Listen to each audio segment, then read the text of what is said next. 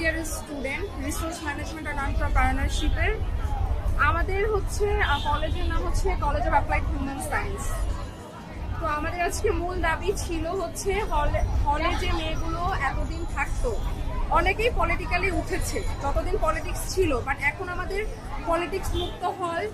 So সব মেয়েদেরকে legal করে দেওয়ার জন্য প্রিন্সিপালকে বলা হয়েছে, কিন্তু প্রিন্সিপাল বলছে যেগুলো পলিটিক্যাল সিট ছিল সেগুলোকে অবৈধকরণ করে দিয়েছে।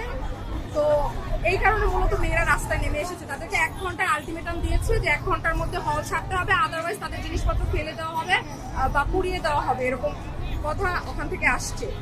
আর হচ্ছে এখন যদি প্রিন্সিপাল এতদিন সে বুক খোলেনি, এখন যদি সে হঠাৎ করে সিচুয়েশন দেখে সে যদি এখন ছাত্রলীগের ট্যাগ লাগিয়ে সে যদি বলে যে হচ্ছে এই সবগুলা সিট অবৈধকরণ করে দেয়, তাহলে তো আমাদের আপনারা মূলত চাচ্ছেন